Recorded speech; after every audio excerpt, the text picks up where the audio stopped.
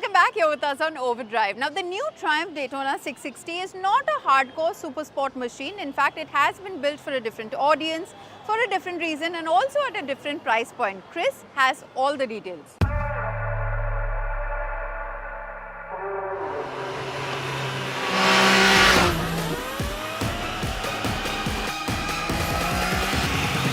Now, the Triumph Daytona series of motorcycles have always been associated with power, speed and precision. India got a taste of that almost a decade ago when Triumph came out with the Daytona 675 and the spec'd up sportier 675R. But sadly in 2016, well, the Triumph Daytona 675, the standard version was taken off the global menu. But not to worry, that nameplate, the iconic nameplate, is back again in today's world. This is the Daytona 660 in a slightly more rounded off package, let's say. And today we are going to find out if this motorcycle is worthy of that iconic nameplate. The Triumph Daytona 660 looks undeniably attractive, but it doesn't quite push the envelope when it comes to sharpness and aggression. The bike silhouette is distinctively sleek with clean-cut lines, and it exudes an air of sophistication up front with its split headlamps, the sizable windscreen and that nicely designed full fairing, which Triumph aficionados will appreciate. The part negative LCD, part TFT instrumentation cluster has been lifted straight off the existing 660 models and now appears to lack a bit of freshness. Despite these critiques, the Daytona 660's design strikes as a commendable balance between form and function, even though it might not come across as being the sharpest tool in the shed. Alright, so in terms of functional features, well, tires, you have Michelin Power 5s on there, which are really good for the road, all things considering. You have twin discs up front, 310mm, 4-piston calipers biting down on them, some Triumph branding also. And yeah, they are very adequate for the performance of this motorcycle out on the road as well. And in terms of suspension, you have a Showa setup at both ends. You have a separate function fork, big piston fork up front, but sadly, it is not adjustable at all, not even for preload like how it is on the rear.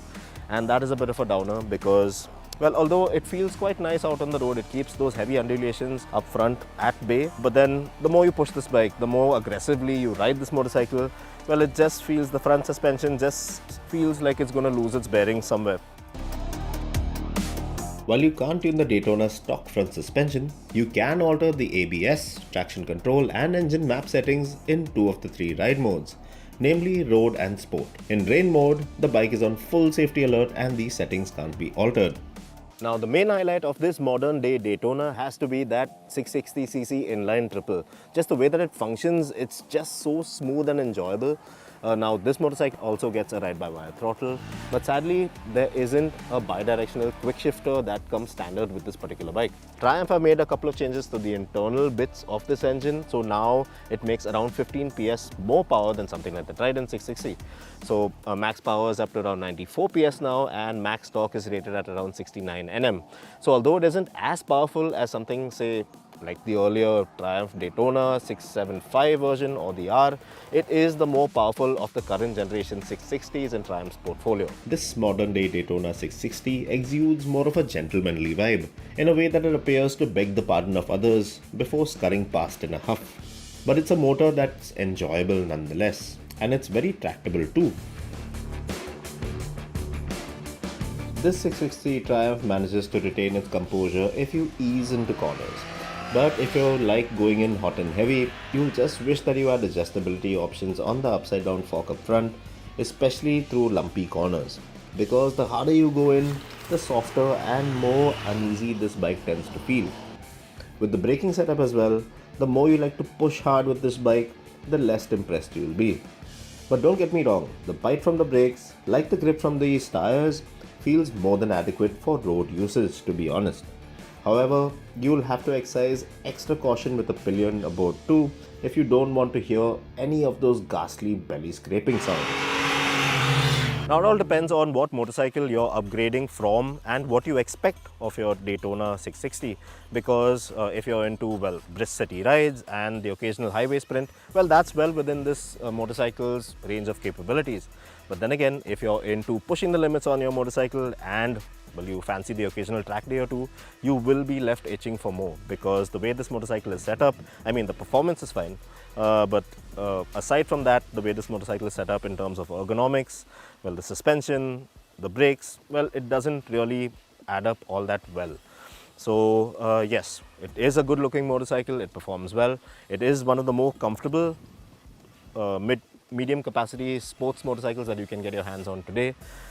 Decent amount of tech on there as well. But is there anything about this motorcycle worth writing home about? Does this motorcycle manage to hold up the Daytona legacy as the motorcycles before it in the Triumph line? Well, according to me, not so much so, because it doesn't focus on the whole entire performance aspect anymore. It is a lot watered down, and it doesn't really work for aged old me. But then again, there is a younger generation of riders, not so experienced, willing to step up into this category, that will really fancy this bike. But before we wrap up, I hope you've been catching all the latest updates on our YouTube channel as well as on Instagram about the Bharat Mobility Expo. All the latest launches and every news that you would want is out there on our social media platforms. We'll get you an entire show of the latest launches of the Bharat Mobility Expo next week as well. We'll see you next week. Until then, drive and ride safe.